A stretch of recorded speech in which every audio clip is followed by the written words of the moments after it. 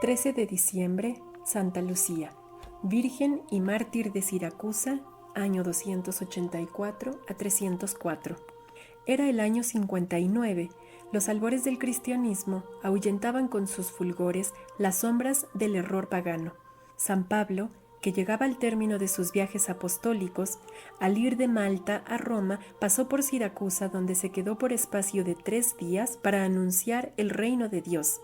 No fue Siracusa la primera ciudad de Sicilia que se honró de haber tenido entre sus habitantes quien se viera adornado con la palma del martirio. Precedióla Catania, patria de Santa Águeda, gloriosísima virgen que en el año 251, y después de horroroso martirio por confesar la fe de Cristo, alcanzó la inmarcesible palma de los mártires.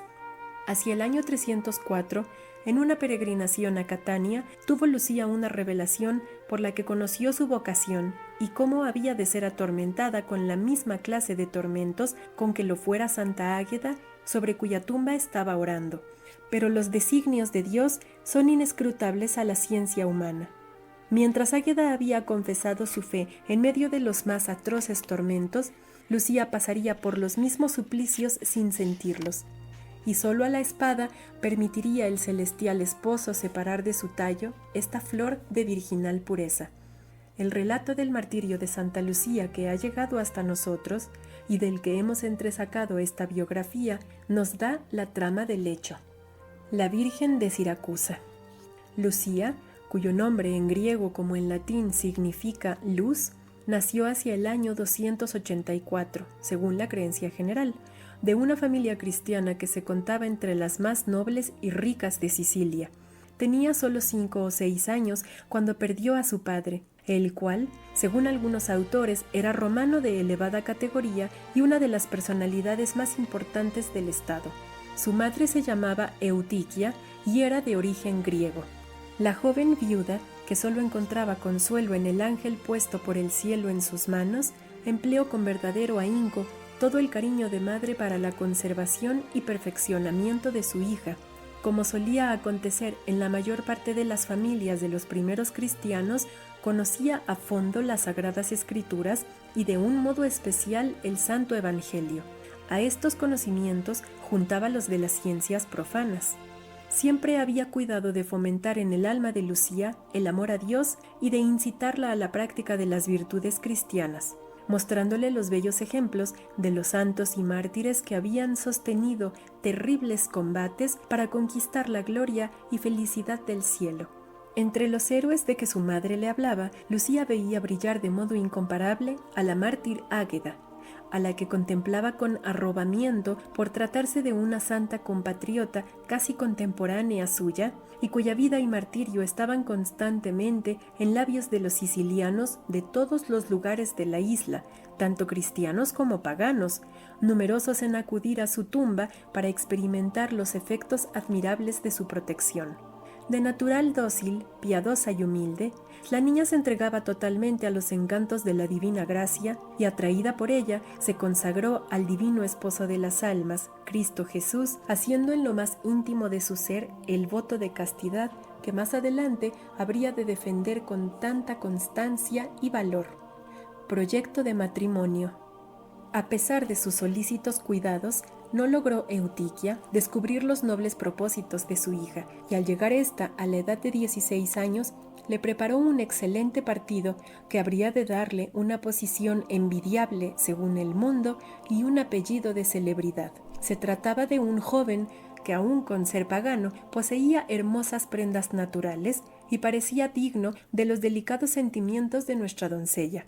Al recibir la noticia, Lucía se llenó de dolor, pero como no quería manifestar por entonces sus propósitos, se contentó con alegar que era demasiado joven para pensar en matrimonios y que su mayor consuelo consistía en poder vivir feliz al lado de su madre.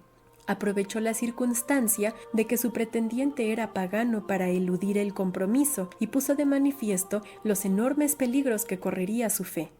Los delicadísimos cuidados con que había atendido a la educación de su hija la sólida instrucción que había procurado darle y la ceguera natural de las madres en cuanto se trata del bienestar material de sus hijos, hicieron que Eutiquia no diera gran importancia a las objeciones que presentaba contra el matrimonio su hija, y siguió celosamente empeñada en estrechar las relaciones. Lucía, por respeto y sumisión a su madre, no quiso dar un no rotundo a tales propósitos y se contentó con guardar silencio y buscar modos de dilatar día tras día la fecha del enlace matrimonial. Mientras tanto, se entregaba por completo a la divina providencia, bien segura de que sería ella la que acabaría por triunfar de aquellos obstáculos que entonces parecían insalvables. Peregrinación a Catania. Una enfermedad, al parecer casual, fue el medio escogido por la providencia para acudir en ayuda de su fiel sierva. Vióse Eutiquia atacada de un flujo de sangre y no hubo medio de encontrar médico capaz de curar la terrible dolencia. Durante 4 años seguidos fue la enferma solícitamente atendida por su hija, la cual, con pretexto de cuidarla mejor, iba desentendiéndose de las relaciones contraídas y del proyecto de matrimonio. Por último, y como inspirada por el cielo, propuso Lucía a su madre una peregrinación al sepulcro de Santa Águeda, en donde tantos milagros se obraban, con la confianza de que allí obtendría la curación completa. Eutiquia, que anhelaba ardientemente la salud, se dio fácilmente a tales instancias. A pesar de que Catania dista de Siracusa unos 75 kilómetros, madre e hija partieron en los primeros días de febrero del año 301 o 304 para llegar al término de su viaje el día de la fiesta de Santa Águeda, el 5 de dicho mes. Apenas llegaron, fueron a postrarse ante la tumba de la santa, situada en la iglesia en el mismo lugar de su martirio. Como durante la celebración de la misa oyeran la relación del milagro obrado por el Salvador en favor de la hemorroísa, dijo Lucía a su madre: «Si creéis en la verdad de lo que acaban de leer y en el valimiento de Santa Águeda ante el Señor por el que perdió su vida, acercaos confiada a su sepulcro y obtendréis la curación completa». Terminadas las ceremonias, acércanse reverentes a la tumba de la santa y piden a Dios por medio de la insigne mártir la repetición del milagro evangélico. De repente, cae Lucía en un sueño misterioso durante el cual ve a Santa Águeda encaminarse sonriente hacia ella y oye que le dice: «¿Por qué te empeñas, hermana mía, en pedirme una cosa que puedes obtener con la misma facilidad que yo? Tu fe ha salvado ya a tu madre. Ya está curada. Tú serás un día la gloria de Siracusa, como yo lo soy de Catania, porque tu corazón virginal es un templo agradable al Señor». La visión desapareció, Lucía despertó y exclamó temblando de dicha y emoción: Madre mía, estás curada». Madre e hija se abrazaron tiernamente, bendiciendo a Dios y dando gracias a su bienhechora por tan señalado favor. Después siguen piadosamente la vía dolorosa recorrida por la Virgen Mártir. Lucía, antes de alejarse de la tumba, en el colmo de la felicidad, se reclina suavemente en el seno de su madre y murmura: «Madre mía, el cielo acaba de concedernos un insigne favor. Permitidme a mi vez que yo solicite otro de vos, y es que ya no me habléis más de matrimonio, pues estoy consagrada en cuerpo y alma a Cristo, y no deseo tener otro esposo sino a Él». No le pareció posible a la madre oponerse a los santos propósitos de su hija y accedió sin dificultad a lo que solicitaba. Entonces la casta doncella añadió: «Dejadme, pues, distribuir entre los pobres la dote que me tienes preparada y lo que me corresponde de la herencia de mi padre». «De los bienes que tu padre me dejó al morir», respondió Eutiquia, «puedes disponer libremente. En cuanto a mi fortuna personal, espera a que Dios tenga a bien sacarme de este mundo. Cuando me haya cerrado los ojos, harás lo que gustes de cuanto tengo». «¿Después de la muerte?», exclamó Lucía. «¿Qué sacrificio representa abandonar lo que ya no nos es posible retener por más tiempo?» Limosnas y sacrificios y egoísmo pagano. Tan pronto como llegó a Siracusa, faltóle tiempo a Lucía para deshacerse de sus riquezas. Todo lo vendió: joyas, bienes e inmensas posesiones, y el importe íntegro fue distribuido inmediatamente entre las viudas, huérfanos e indigentes. El prometido de Lucía, inquieto ante tanta prodigalidad, quiso indagar el motivo de aquel extraño proceder y acudió a la nodriza de Lucía, la cual, muy espabilada en las cosas de la vida, se contentó con responderle que la joven obraba muy cuerdamente, pues habiendo encontrado una joya de subidísimo precio, quería obtenerla por muchísimo menos de su valor, a cuyo fin no tenía más remedio que deshacerse de algunas otras joyas de menor valía. La explicación tranquilizó al joven de momento, pero como averiguase que todo era distribuido inmediatamente a los pobres, ciego de rabia, al ver que se le escapaba de las manos una fortuna inmensa, denunció a Lucía como cristiana ante el presidente de Siracusa, lo cual equivalía a entregarla a la muerte. No otra recompensa esperaba la Santa Virgen de sus buenas obras. El interrogatorio. El prefecto citó a la Virgen ante su tribunal. El autor de la Pasión de Santa Lucía reconstituye el interrogatorio en términos que nos dan una clara idea de cómo se desarrollaron las escenas del juicio y sentencia de la santa. De siglo en siglo han corrido por los labios de los cristianos las palabras pronunciadas entonces por Lucía, palabras que no cesan de estimular a las almas que aspiran a la perfección. Pascasio quiere obligarla a sacrificar a los dioses.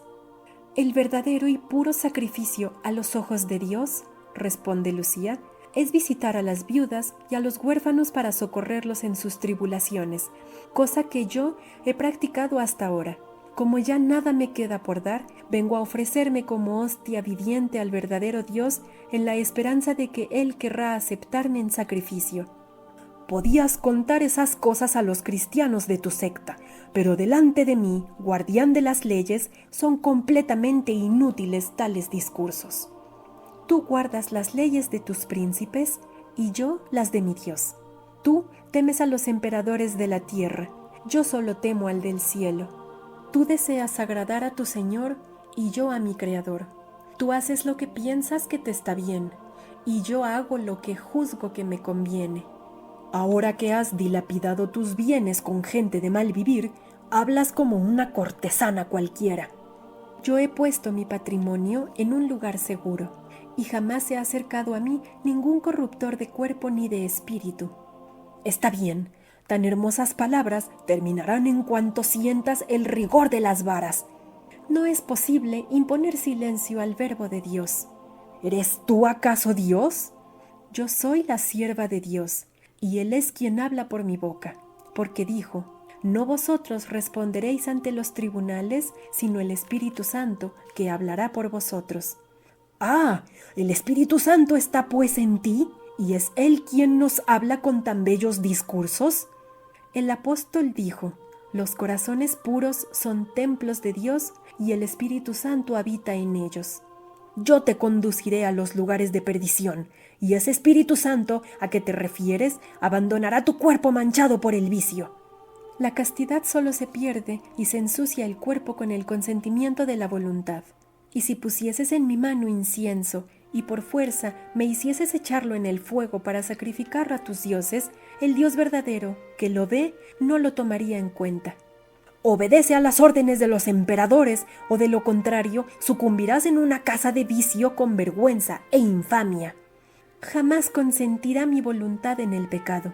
En cuanto a los tratos odiosos que os proponéis dar a mi cuerpo, sabed que os será imposible violar a la esposa de Cristo. Para poner fin a estos discursos, Pascasio cortó en seco el interrogatorio y ordenó que condujesen a la Virgen a una casa de perdición. Fuerzas humanas y poder divino.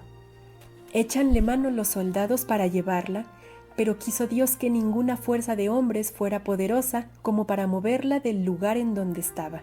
Turbado Pascasio comienza a sospechar que allí interviene algún poder oculto y recurre a la ciencia de los magos y de los sacerdotes de los ídolos. Estos tratan de producir encantamientos alrededor de la valerosa cristiana, la bañan con agua infecta para vencer los pretendidos secretos de la magia que constituye su fuerza. Pero todos los sortilegios fracasan.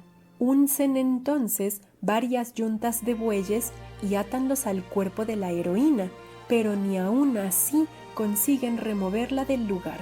Con ello, encónase más aún el ánimo del verdugo, que siente la inutilidad de su poder frente a la delicada víctima. «¿Qué maleficios empleas?», preguntóle despechado.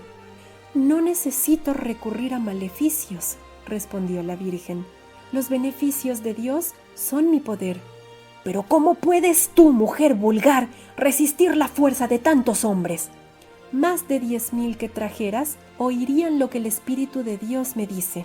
1,000 caerán a tu derecha y 10,000 a tu izquierda». La rabia ahogaba a Pascasio, el cual se mesaba los cabellos y gritaba desesperadamente. «¿Por qué te congojas y te atormentas?», le dijo Lucía.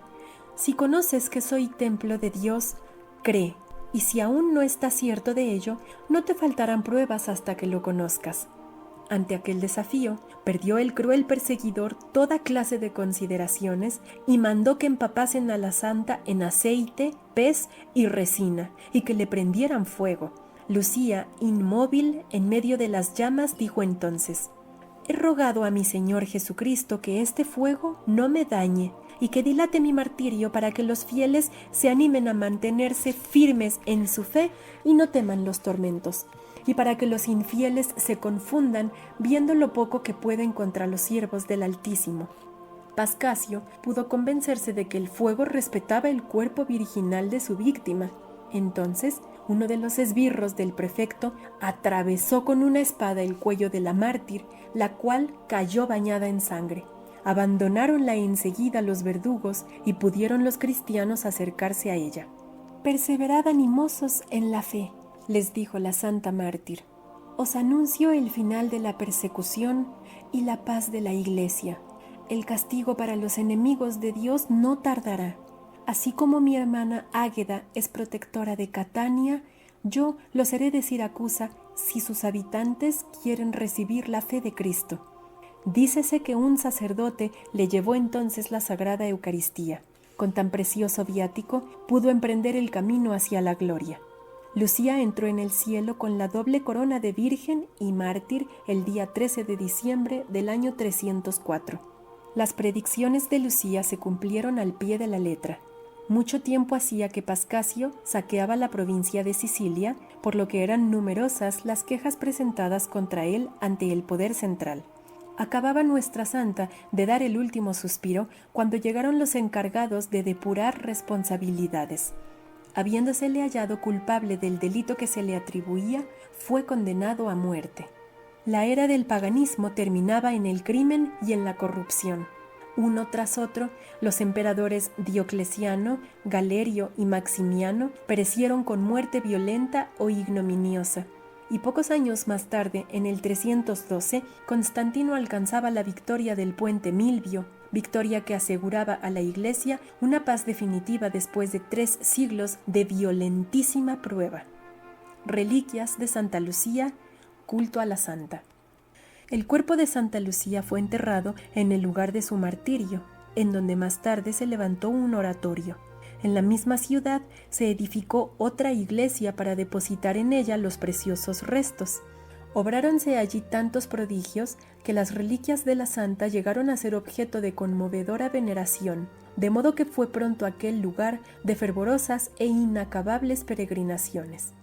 Asegura el breviario romano que sus restos fueron trasladados a Constantinopla y luego a Venecia.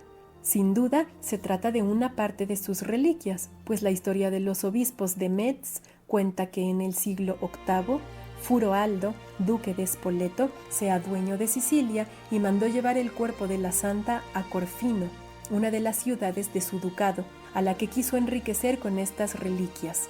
Se cree que al cuerpo le faltaban un brazo y la cabeza. La República de Venecia había obtenido el brazo en Constantinopla y la cabeza había sido transportada a Roma. Grandes fueron los milagros obrados por Santa Lucía. Se la invocaba de modo especial contra las enfermedades de los ojos, sin duda porque su nombre significa luz. De ahí el nombre de Agua de Santa Lucía, dado a cierto remedio que se usa para combatir las dolencias de los ojos. Los fieles, con el polvo que recogían de los pilares que sostenían la urna, hacían una especie de barro que se ponían con plena confianza en los ojos. También se la invoca contra los males de garganta por su género de muerte y contra la disentería por el milagro de la curación de su madre. En Siracusa han quedado el velo, la túnica y las sandalias que llevaba la santa en el momento del martirio. Estos objetos, conservados en la iglesia de la Concepción, son expuestos a la veneración de los fieles en la fiesta de Santa Lucía durante 3 días consecutivos. Los siracusanos conservan piadosamente el sepulcro de su patrona en una vasta cripta, próxima a la iglesia de Santa Lucía di Fuori. El nombre de Santa Lucía está inscrito en el canon de la misa, después del de Santa Águeda. El sacramentario de San Gregorio tiene una colecta propia de la fiesta. El antifonario del mismo Papa contiene las antífonas que la Iglesia romana canta todavía hoy en honor de la santa. Represéntanla algunos artistas llevando los propios ojos en un platillo o bandeja.